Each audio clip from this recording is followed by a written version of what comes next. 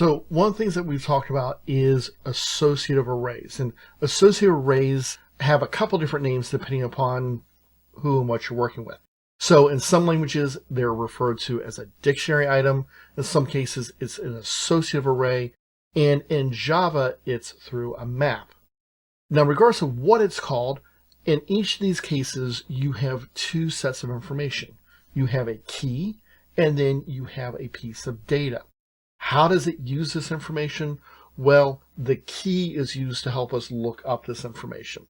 So let's see how Java is going to implement it through a specific type of map. Now, the one we're going to look at is called a hash map. And it's going to take two generic types. So remember, generics got added into Java. So we're going to do a string, and we are going to do an integer. The reason for this is we're going to match names with ages, just as a quick and easy way to kind of look up information. And I'm going to call this people equals new hash map.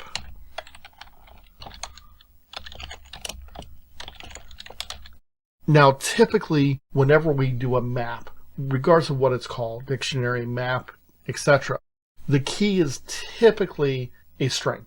And typically, that's all it's going to be, just for simplicity's sake. In this case, it's a hash map because what's going to happen behind the scenes, remember, this is a black box. We're only making assumptions, but we can read the documentation, is that our string that is going to be a hash, it's going to be constant. We can't change it. This is pretty typical, but we're going to hash it to make it faster to look up and easier to look up. So I'm going to come over here real quick and say people dot, and I'm going to use the put. The put is going to pass in a string, which is our key, and then our value, which in our case now is an integer. So I could put John, and I could specify 21.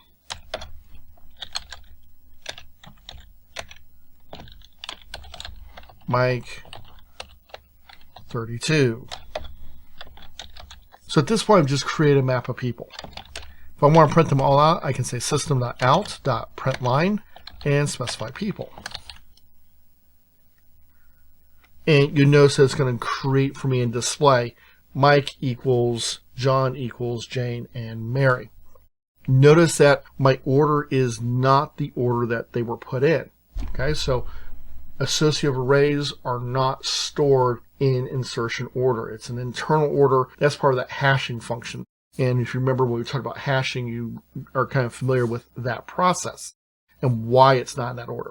So if we take a look at this, we say, okay, well, that's good, but what happens if I want to get a specific element, or I want to get a list of all the names that were used or all the values that were used? Well, we've got a couple of options here. So I'm going to say for string name colon people dot key set. And this is going to be a set of keys. It's going to loop through them. Now, because we have that for each style loop, it's going to loop through them one at a time. And I can say system.out.println name. Now, if I run through this, you can see each of those names. Now, additionally, what I can do is I can now use some other information. So I can say name and then concatenate that with a colon as such.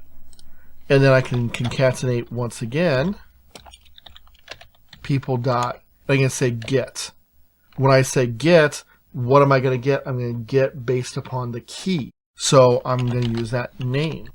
So now if I run this, you're going to see it lists the values with those names.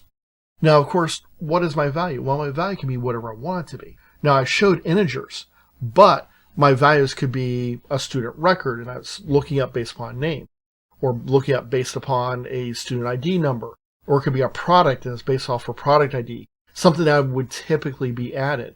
So this is a really quick and easy way, actually, to go in and look up information based upon a known value that's commonly stored. My rules are that I can't have duplicate values. And so picking a person's name probably isn't a good idea, because I could easily have more than one Mike or more than one Jane or John or anyone else in a given set of data. However, things are going to be unique, like a social security number, a student ID number, a product ID, any of those types of things.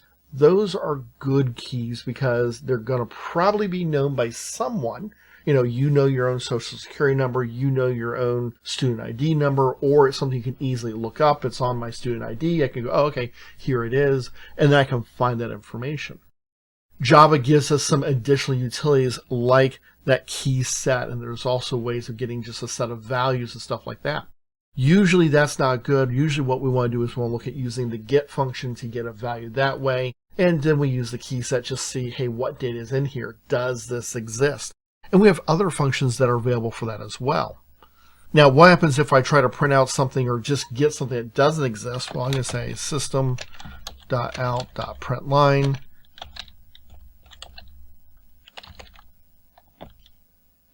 And I have get, and I'm going to use someone that's not in here, Henry. Run this. And notice it returns null. Okay? Object wasn't found. So a whole lot better than crashing, but still not great. However, I have a get or default. So I have Henry here, and then I can have a default value so I can put in. Remember, this needs to be the same type of data that I'm expecting. So I gave it a value of 0. I don't want to give it a string because it's expecting a number, but I can give it a valid number that's going to work for me. So there's just some interesting things I can do with Java once I start to learn how to use these mapping functions. Hashmap is one of the more common ones that you'll see when looking for associative arrays or dictionary type of objects inside of Java.